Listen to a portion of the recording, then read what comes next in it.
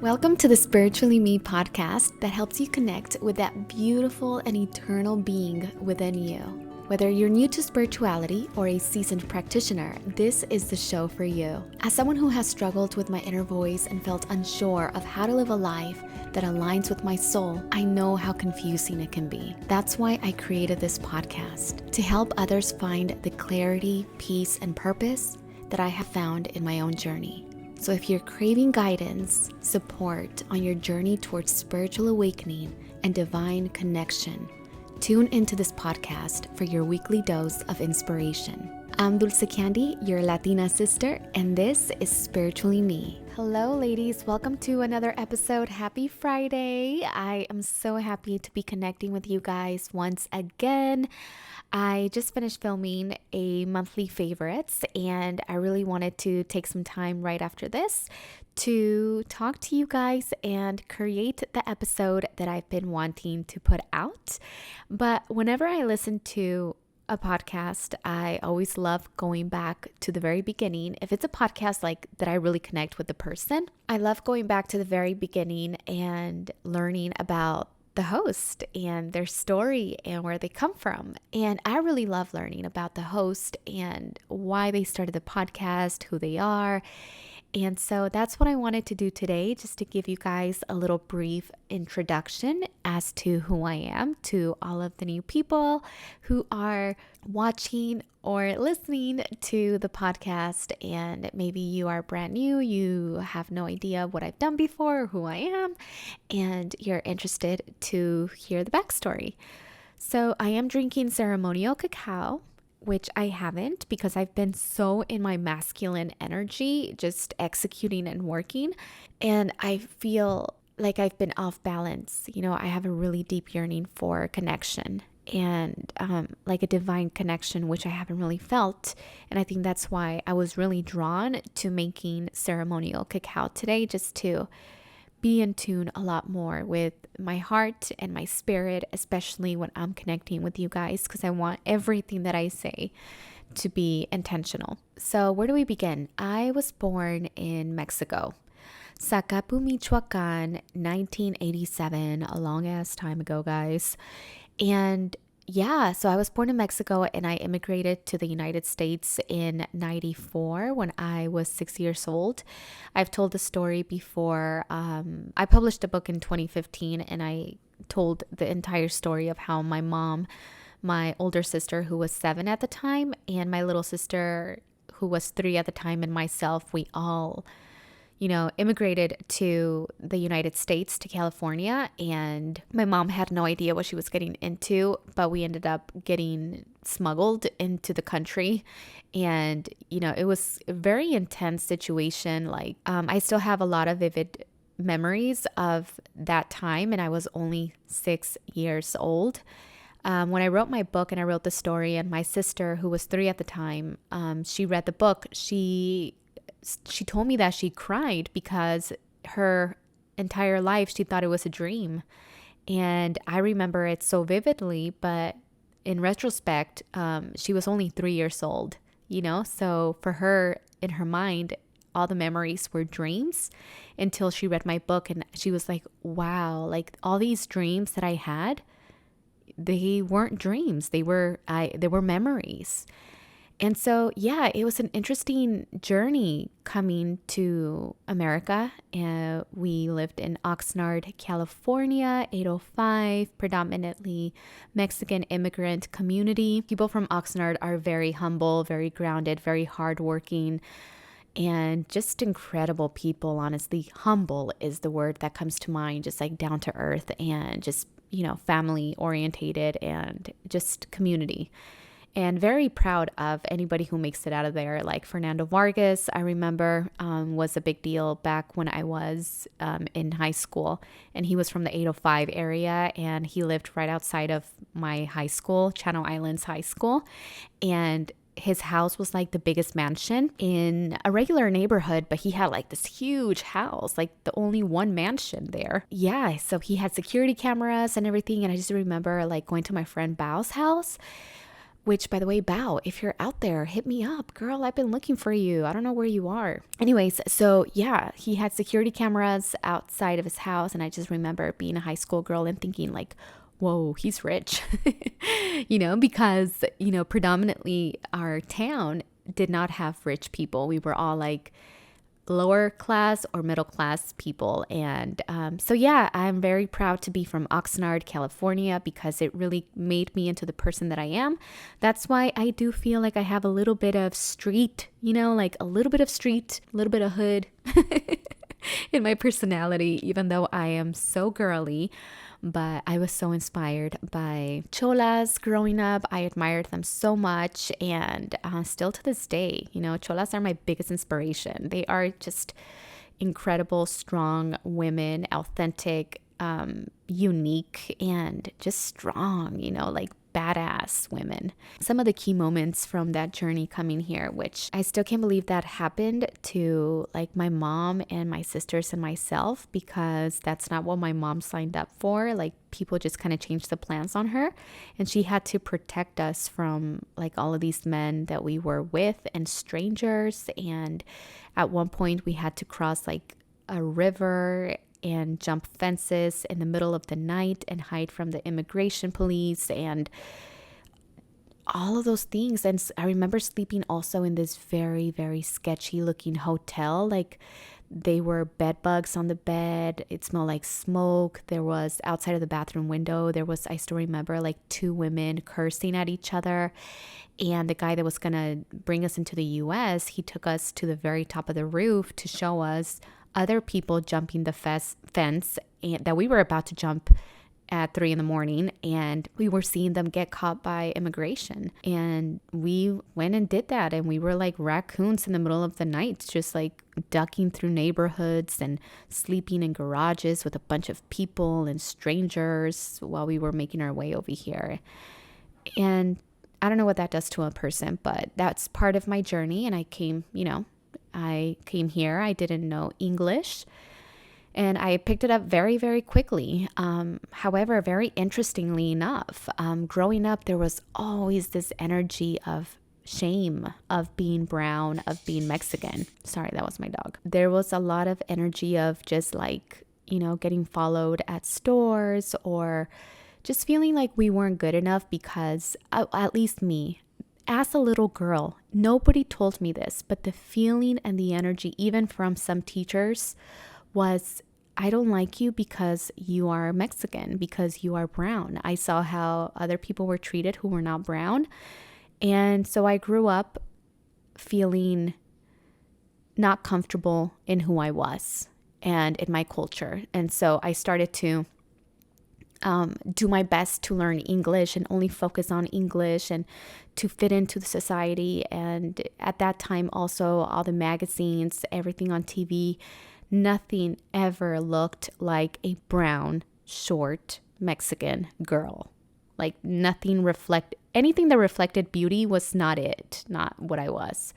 So that played a role into me falling out of love with myself. And I remember as a little girl, I used to be so in love with myself in Mexico when I was like 5. I remember this one vivid memory, just looking at myself in the mirror and just being like, I love your nose. Your nose looks like a Volkswagen Beetle car.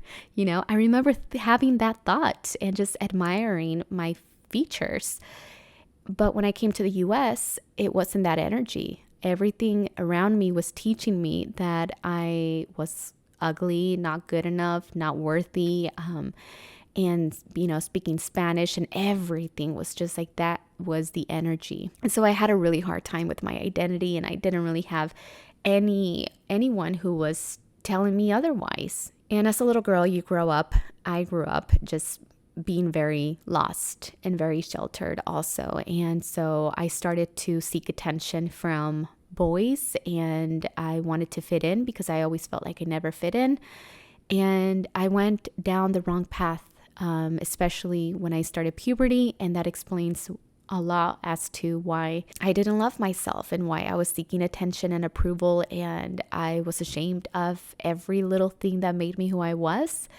I remember just feeling so ugly, and physical attributes were so important to me when I was little, because I felt like because of the way that I looked, I didn't have any value as a person. And so my journey towards self-love and self-confidence, self-esteem has started since I came to the United States. It literally started the day that I came here. Anyways, that has inspired a lot of the work that I do now. I'm very passionate about, sharing everything that I've learned on my journey, because as a 35-year-old woman who's been through a lot of therapy, I've done a lot of inner work, more so in these last few years. I love myself. I cannot picture myself not loving myself, My teenage years, I hated school. I never learned anything. I never read a book until I was 30 or something. Literally, guys. Yes. So I kind of grew up feeling pretty less than smart. I grew up feeling less than smart because I got nothing but F's, pretty much D's and F's, and all the way up through high school. And I barely graduated by a hair. The reason for that is because I just wanted someone to say you're worthy, you're valuable. And for that, I was seeking other teenagers, which is so insane to me. I was seeking approval from my peers. And it's like, how do you expect another teenager to give you that emotional support? But in my mind, it just made sense. I'm like, I want to be accepted. I want to be loved. I want to be accepted. And I started to look for attention in a lot of men, and I started ditching school and just doing really not just dumb things, guys. And my parents, they were worried about me. I made my dad cry one time, which I've never seen my dad cry, but they were just so worried about me because I was going down the wrong path I was, not coming home or drinking. Like, me and my friends would be like, let's see how many shots we can take. And I'm only 15 and I'm taking 10 shots of liquor and then getting blacked out drunk somewhere on someone's house.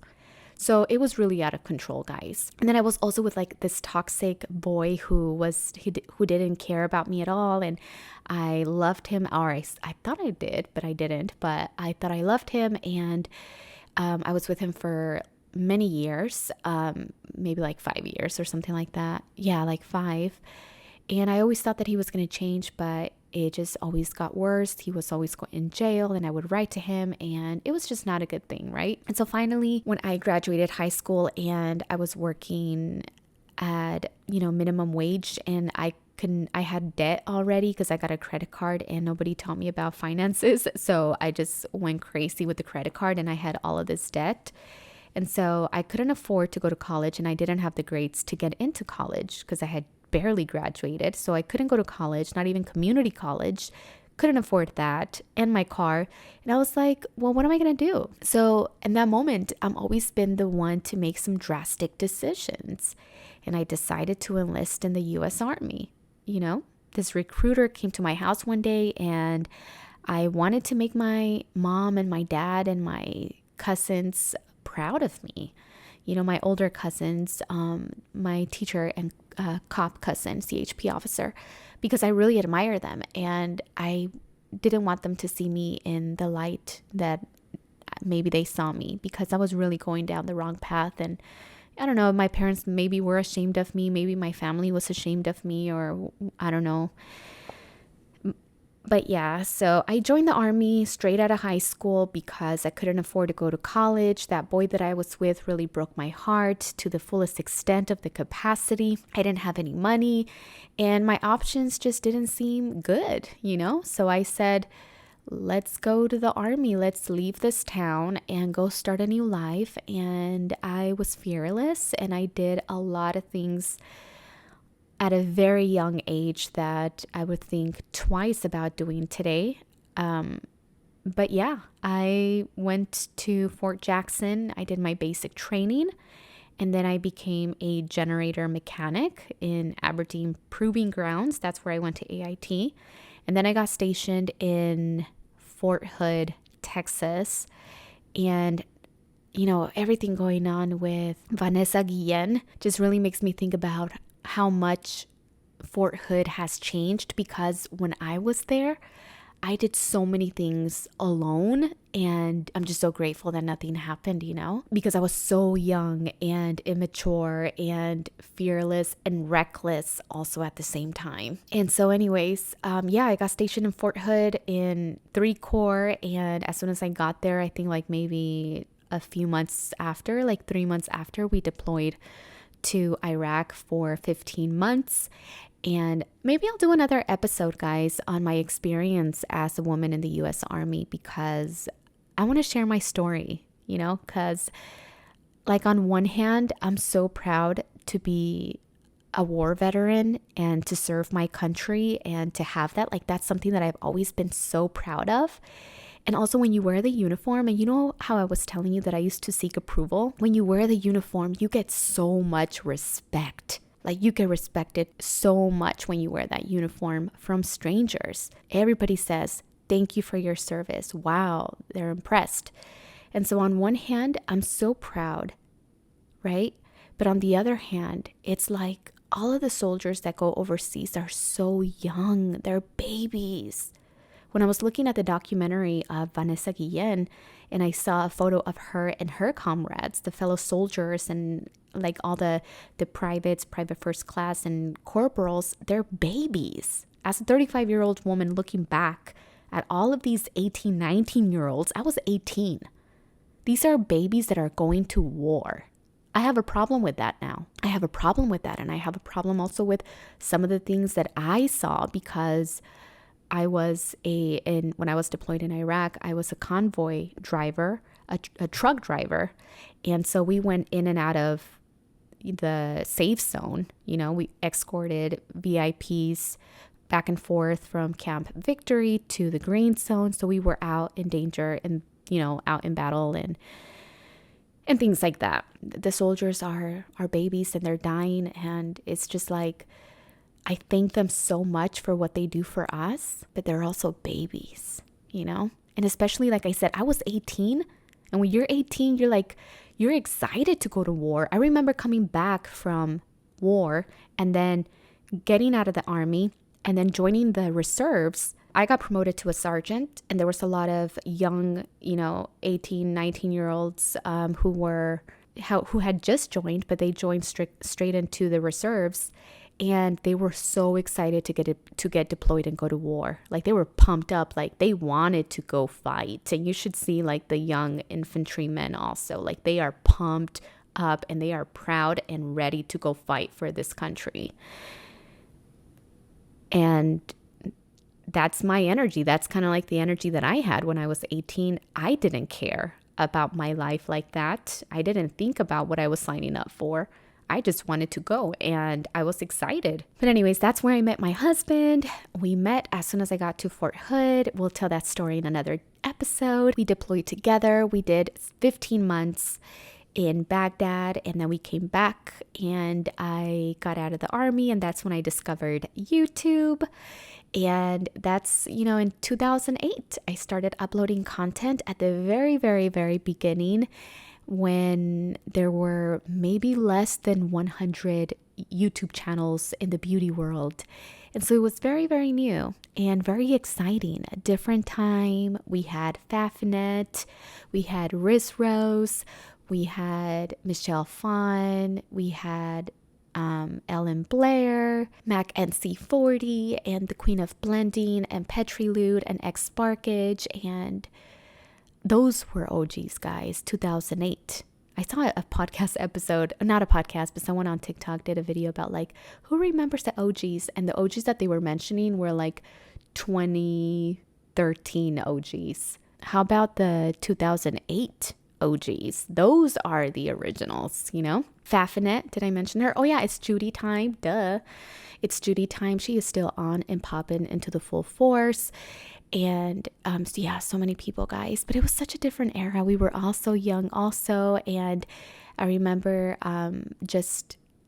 my first opportunity was 17 magazine, and I got flown to New York, and I got the whole treatment. Like 17, I always wanted to be in a magazine, guys, 17 specifically. But yeah, that was my first ever big opportunity. Was I got a photo shoot in New York. I went to New York by myself. It was a horrible experience, not 17 magazine, but like being alone in New York.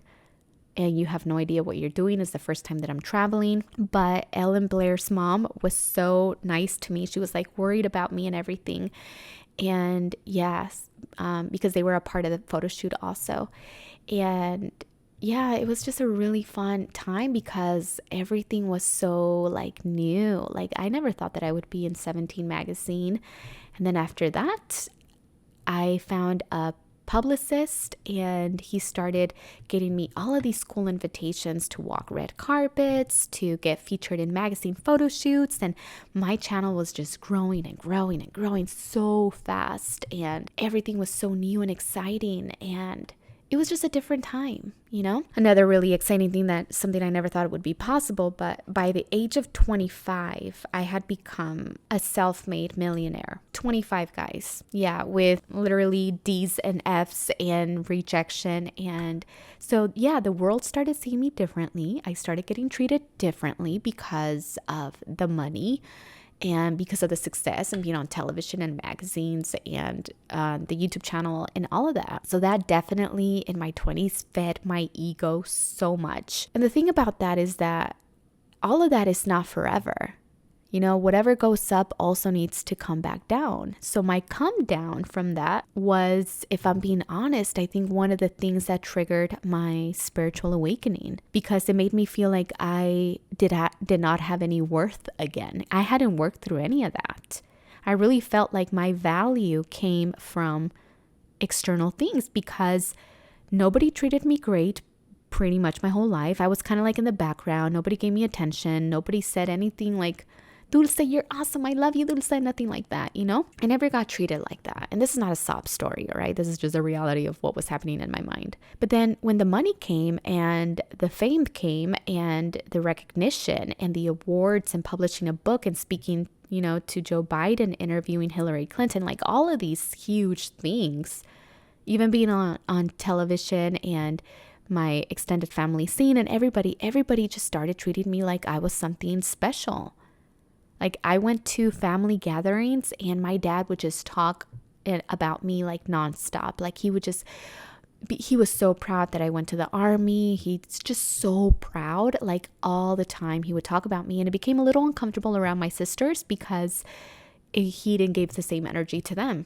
That was like, whoa, I'm getting treated differently now from literally everybody. And like I said, what goes up must come down. And I had to really start to look at myself. And I feel like this was all divinely guided, and God planned it out for me because I learned the very valuable and painful lesson of not attaching myself to anything external to validate my worth.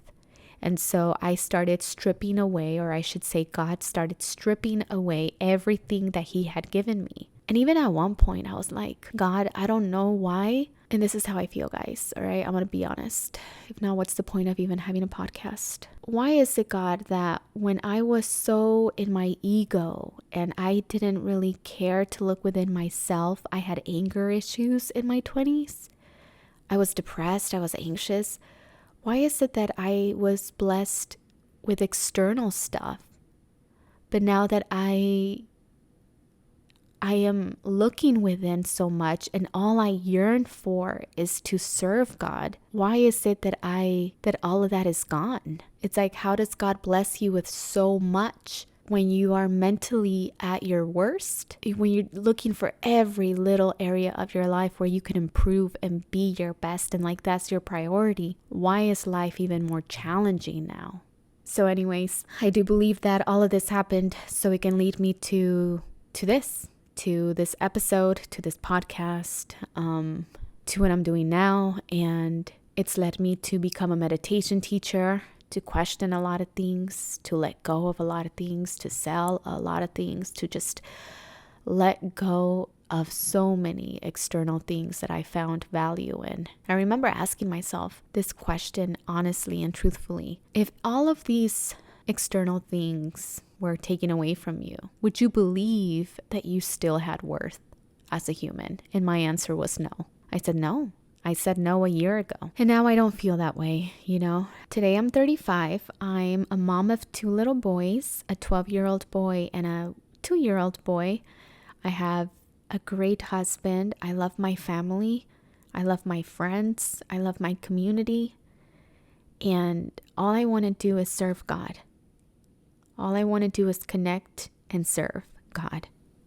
That's the phase of my life where I find myself now. Those are my prayers. Those are my priorities. Working on becoming a better me so I can be a better wife, mom, friend, leader, creator. Working through all of those shadows and being more honest, more vulnerable. I love teaching meditation, and I'm so proud when people ask me, what do you do for a living? I went to a Christian church this weekend because my husband got invited, and they asked me, what do you do? And I said, I'm a meditation teacher. Every single time someone asks me, I'm so proud to say that. And I love teaching it. I feel like it's allowing me to explore my talent. And what I love about it the most is that teaching meditation is about teaching people how to connect with the stillness inside of us. Because in the stillness is where I believe God resides. And God could be, however you choose to call the highest power. And that's what I love. And that's a part of my mission. And my teacher, Roger Gabriel, he even said that one of the greatest gifts you can give to someone is teaching them meditation even once in their life before they leave. And that would be enough. And so, yeah, I do that. I love creating content. I love Sweet Soul. The community, Sweet Soul, is a divine gift. It came to me in inspiration, and I've been cultivating that essence behind Sweet Soul. And every day it gets more refined. The vision, the mission, and our purpose with Sweet Soul. And this is just the very beginning, the infancy of Sweet Soul. And I'm really excited for this podcast to have these kind of conversations. This is the first time that I let my wall down, if I'm being honest, because I've been shamed by people for being me and sharing my opinion, and I am here to serve the light. Anyways, that is pretty much it, guys. That is where I'm at right now. I am so happy to be able to connect with you guys. I can't wait to hear what you have to say in the comments section. Please leave a 5-star review if you enjoyed today's episode. It really helps Sweet Soul and the Spiritually Me podcast to grow and to be seen and to reach more people. And that's something that I would greatly appreciate if you guys took the time to do. And with that being said, I hope you all have a blessed and beautiful day, and I can't wait to see you guys next Friday.